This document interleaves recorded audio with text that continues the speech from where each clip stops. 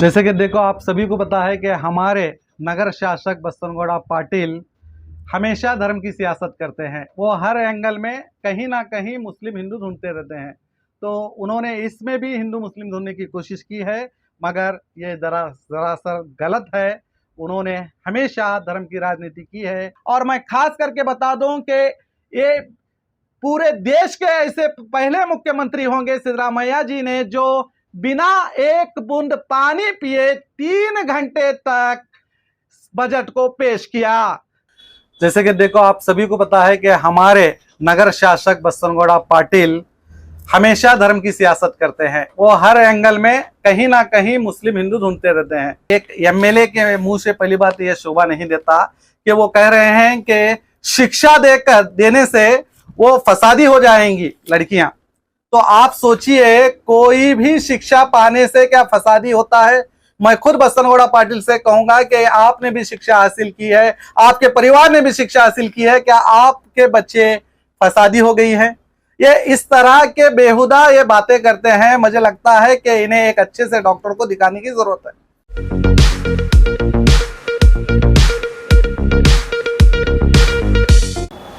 स्वागत है आपका अर्बन न्यूज में। मैं आपके साथ वासंती कलाल। आज हमारी सरकार ने बजट पेश किया है और आपको बता दूं, ये हमारे मुख्यमंत्री सिद्धरामैया जी का 16वां बजट है और ये बजट सभी कम्युनिटी के लिए खुशी का बजट है। और आपको बता दूं कि सामाजिक इंसाफ के साथ पेश किया गया ये बजट है और ये बजट टोटल 4,09,49 करोड़ का बजट है। अब तक का सबसे बड़ा बजट आप इसे कह सकते हैं। और इस बजट में माइनॉरिटी के लिए 4,700 करोड़ रुपए का ऐलान किया गया है। और मैं आपकी जानकारी के लिए बता दूं, इस बजट में खास करके जो ईसाई धर्म है उनके लिए 250 करोड़ का ऐलान किया गया है और हमारे जैन और बुद्ध सिख समाज के लिए 100 करोड़ का ऐलान किया गया है। और इसी तरह जो विदेश में पढ़ाई के लिए जो स्टूडेंट जाते हैं, माइनॉरिटी के खासकर बच्चे, जो 20 लाख का उन्हें लोन दिया जाता था एजुकेशन का, उसे बढ़ाकर 30 लाख कर दिया गया है। ये स्टूडेंट्स के लिए भी बहुत खुशी की बात है। और मस्जिदों के मौज़म और इमामों के लिए जो मौज़म को पहले 3,000 रुपए दिए जाते थे, उसे बढ़ाकर 5,000 किए गए हैं। और इमाम साहब को जो 4,000 की रकम दी जाती थी, उसे बढ़ाकर 6,000 रुपए किए गए हैं। और उसी तरह अगर हम बात करेंगे तो उर्दू स्कूल, जो सरकारी उर्दू स्कूलें हैं, उसे अब मौलाना आज़ाद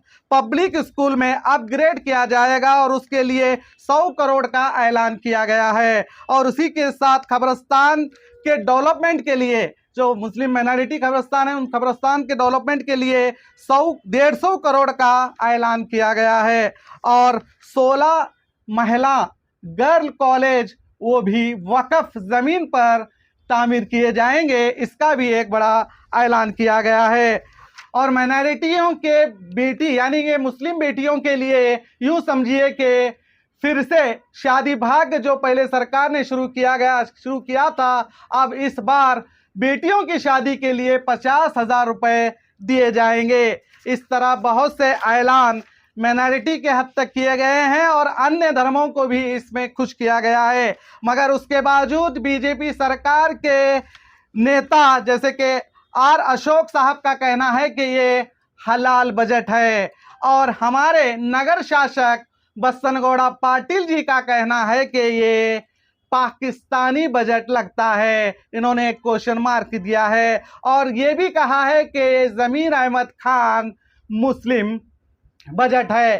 कहने का मतलब यही है कि इस बजट को भी ये नफरती नेता धर्मों की सियासत के तौर पर पेश कर रहे हैं, जबकि कहा जा रहा है कि ये माइनॉरिटी ही बजट है, मुसलमानों का बजट है, पाकिस्तानी बजट है, हलाल बजट है। इस तरह के बेबुनियाद इल्ज़ामात लगाए जा रहे हैं कि जबकि सिद्धरामैया ने इस बजट में सभी धर्मों को देखते हुए बहुत ही अच्छा बजट पेश किया है। अगर आपकी जानकारी के लिए बता दूं तो ये जो कह रहे हैं कि ये मुस्लिम बजट है, तो मैं आपको बता दूं कर्नाटक राज्य में 14% माइनॉरिटी लोग हैं। यानी कि 14% माइनॉरिटी पॉपुलेशन है। अगर 14% माइनॉरिटी पॉपुलेशन का अगर अंदाजा लगाया जाए तो 60 करोड़ का बजट देना चाहिए। तो मैं आपको बता दूं ये सिर्फ 4700 करोड़ का माइनॉरिटी को बजट दिया गया है, यानी कि पॉपुलेशन के मुताबिक सिर्फ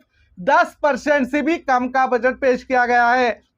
मगर ये नेता जो धर्म की सियासत करते हैं, धर्मों को बांटने की सियासत करते हैं, इस अच्छे बजट को, इस सभी को एकता यानी कि हर मजहब को एक तरह का देखते हुए सभी को सही बजट पेश करने के बावजूद भी सिद्धरामैया सरकार पर मुस्लिम बजट कहकर ये बेबुनियाद इल्जाम लगा रहे हैं। और आपको ये भी बता दूं कि मैं 4700 करोड़ जो माइनॉरिटी बजट पेश किया गया है, ये सिर्फ मुसलमानों के लिए नहीं है। माइनॉरिटी में ईसाई आते हैं जिनके लिए 250 करोड़ का बजट पेश किया गया है, और हमारे जैन भाई आते हैं, सिख भाई आते हैं, फारसी आते हैं।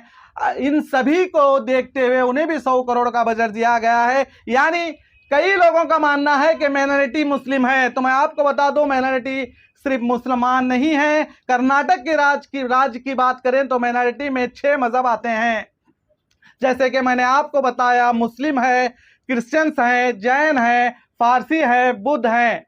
तो ये सभी मजहबों को देखते हुए ये बजट पेश किया गया है। एजुकेशन के ताल्लुक में तो मैं बताऊं, जो बीजेपी सरकार अगर पिछली दफा अगर बात करेंगे तो इन्होंने यहां तक के माइनॉरिटी जो कोटा स्कॉलरशिप होती है एजुकेशन की, उसको भी खत्म कर दिया था। और सरकार जैसे ही आई तो एजुकेशन में स्कॉलरशिप को शुरू किया गया। मैं सभी सरकार से, चाहे वो अन्य किसी भी सरकार और किसी भी राज्य में हो, जो सरकार एजुकेशन के ताल्लुक से बात करती है, एजुकेशन के बारे में सोचती है, बच्चों की तरक्की के बारे में सोचती है, दरअसल वही सरकार इस देश की अहम सरकार है। और वही सरकार अभिवृद्धि और देश के सभी अन्य धर्मों को एक तरह समझकर आगे बढ़ाती है। मगर जो सरकार एजुकेशन के ताल्लुक से स्कॉलरशिप को ही खत्म कर दी थी, आज वही सरकार कह रही है कि ये हलाल बजट है, ये जमीर अहमद खान मुस्लिम बजट है, ये पाकिस्तानी बजट है या कर्नाटक का बजट है, कि इल्जाम लगा रही है। तो सोचिए इन लोगों की कैसी बुद्धि हुई होगी। मैं यही कहूँगा, इस बजट में खासकर हेल्थ के ताल्लुक से बहुत अच्छी योजनाओं को लाया गया है, ये स्पोर्ट्स के ताल्लुक से योजना को लाया गया है, टेक्नोलॉजी के ताल्लुक से योजनाओं को लाया गया है, यहाँ तक के फॉरेस्ट के भी योजना कई हैं, किसानों के ताल्लुक से बहुत से अच्छे योजना दिए गए हैं। मैं इन बीजेपी के धर्म की सियासत करने वालों को यही कहूँगा कि अपना चश्मा, धर्म का चश्मा आंखों से निकाल कर देखिए कि सरकार ने हेल्थ सेक्टर में, एजुकेशन सेक्टर में, हर तरह के सेक्टर में किस तरह की योजना बजट में पेश की है, किस तरह अभिवृद्धि के रास्ते पर हमारी सरकार बढ़ रही है। ये बहुत ही बेहतरीन हमारा सरकार ने अब तक का सबसे बड़ा बजट पेश किया है। और रही सिद्धरामैया की बात, तो ये बजट सिद्धरामैया ही एक ऐसे हैं जो अपने दौर में 16 बजट पेश किए हैं। एक भी बीजेपी का व्यक्ति बताइए जिसने 16 बजट पेश किया होगा, और ये कह रहे हैं कि ये हलाल बजट है। शर्म आनी चाहिए इन नेताओं को। और मैं साथ ही साथ यही कहूंगा कि ये कह रहे हैं कि इमामों को, मस्जिदों के इमामों को ये पैसे दिए जा रहे हैं, तो मैं इनको ये बता दूं कि जो हमारे हिंदू धार्मिक स्थान हैं, वहां के पुजारियों को भी सालाना 72,000 रुपए की रकम इस बजट में दी जा रही है। तो मैं आपको बता दूं, सालाना 72,000 यानी कि महीने में 6,000 रुपए हमारे धार्मिक यानी मंदिरों के पुजारियों को भी दिए जा रहे हैं। तो फिर इसमें क्यों जात पात का भेदभाव किया जा रहा है? तो सरकार ने हर धर्म में, ये मैं सिर्फ एक आपको आंकड़ा इस तरह का बताया हूं कि इस तरह दिए जा रहे हैं। अगर हम इंजीनियरिंग एंड पॉलिटिकल ग्रेजुएशन के ताल्लुक से बात करेंगे तो सरकार ने 301 करोड़ करोड़ रुपए देने का ऐलान किया है इमारतों की तरक्की के लिए, उस कॉलेजों की, और नए इंजीनियरिंग और पॉलिटेक्निकल कॉलेज बनाने के लिए 100 करोड़ का ऐलान किया गया है। यहाँ पर किसी भी धर्म के नहीं, यहाँ पर सभी धर्म के लोग शिक्षा हासिल करते हैं। तो ये एक बहुत ही बड़ा ऐतिहासिक बजट है हमारे सरकार का। मैं एज अ बीजापुर जिला माइनॉरिटी अध्यक्ष होने के नाते इस बजट का स्वागत करता हूं। मैं सभी धर्मों को इस बजट में एकता का दर्जा दिया गया है। मैं अगर हर धर्मों में किस तरह से बजट को पेश किया गया है, उन्हें किस तरह से उनके एजुकेशन से ताल्लुक हो या हेल्थ के ताल्लुक से हो या कृषि के ताल्लुक से हो या अन्य किसी भी ताल्लुक से हो, समाजी और उनकी तरक्की के ताल्लुक से हो, तो हर तरह से बजट में अच्छाई पेश की गई है।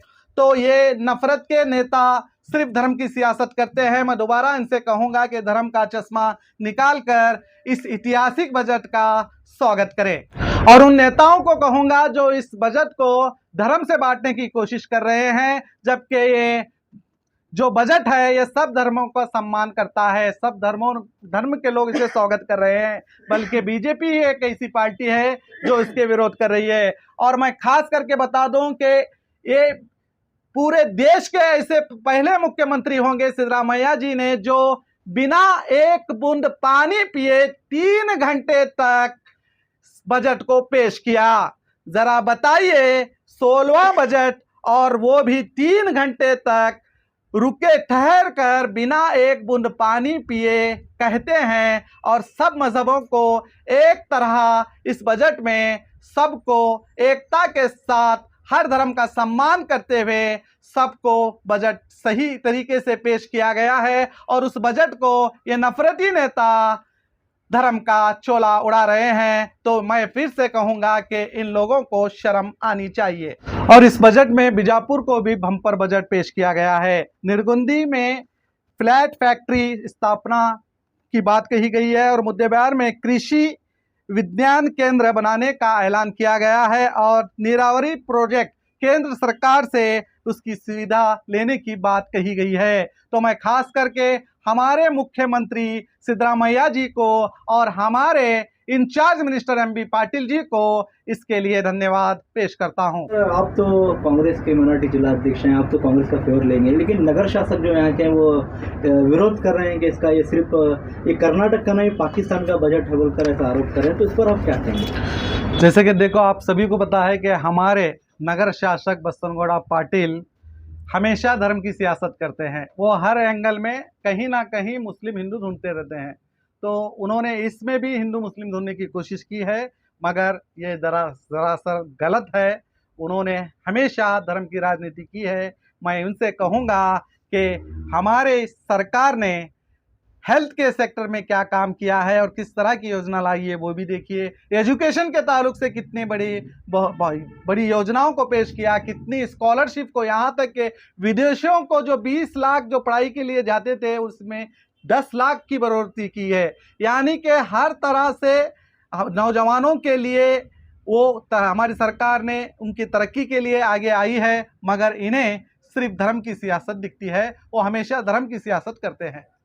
और इनका आरोप है कि दलित और पिछड़े जो लोग हैं उनके बारे में बजट में कुछ पेश नहीं है। बहुत अच्छा बजट है। आप देखेंगे तो दलितों के लिए भी बहुत अच्छा बजट है, पिछड़ों के लिए बहुत अच्छा बजट है, मगर वो उसे छुपाने की कोशिश कर रहे हैं।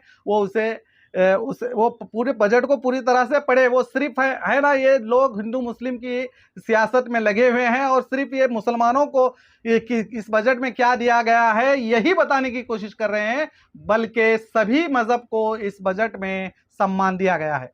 और खास तौर पर उनका जो नगर शासक का एक आरोप है कि इसमें मुस्लिम महिलाओं को जो है इसमें मतलब उन्हें कुछ प्रमोट किया जा रहा है, आने वाले दिनों में इससे खतरा है।